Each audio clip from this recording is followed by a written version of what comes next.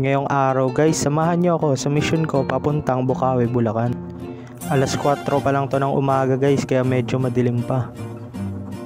Kailangan nga pala nating mag-tricycle guys papuntang EDSA Rotonda. Medyo malayo-layo rin kasi to, lalo pag lalakaran nyo lang. Itong dinadaanan nga namin is Aurora Boulevard to. Ang babaan naman dito is EDSA na. Ngayon mga boss, lalakarin naman natin papunta sa EDSA Station. Dito nga pala guys, dito rin ang istasyon ng Taft Avenue.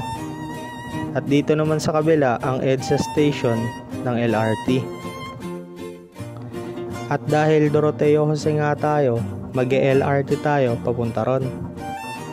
Pagbaba naman natin ng Doroteo, sasakay pa tayo ng bus papunta ng Bocaue, Bulacan. At bumili na nga pala tayo dito ng ticket papunta ron sa Doroteo Jose. Madaling araw pa nga ngayon, kaya ang konti pa lang ng mga pasahero.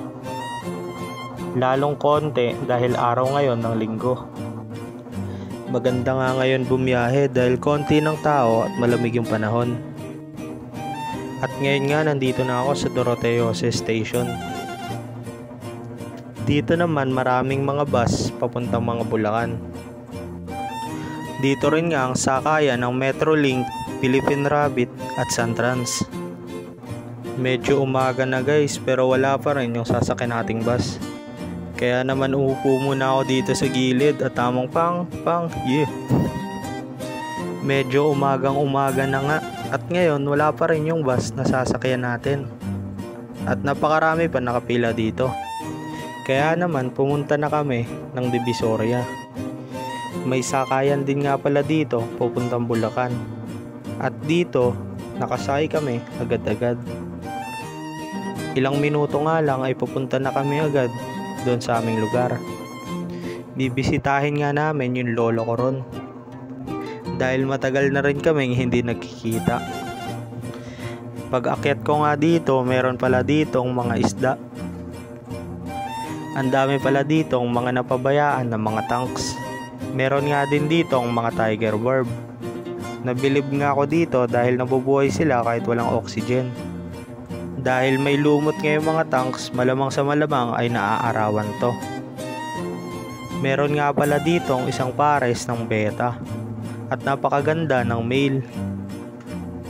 Galaxy yata to kung di ako nagkakamali. Hindi na nga to napapakain yata ng maayos. Pero napakaganda ng kulay niya. Meron nga rin dito ang mga danyos.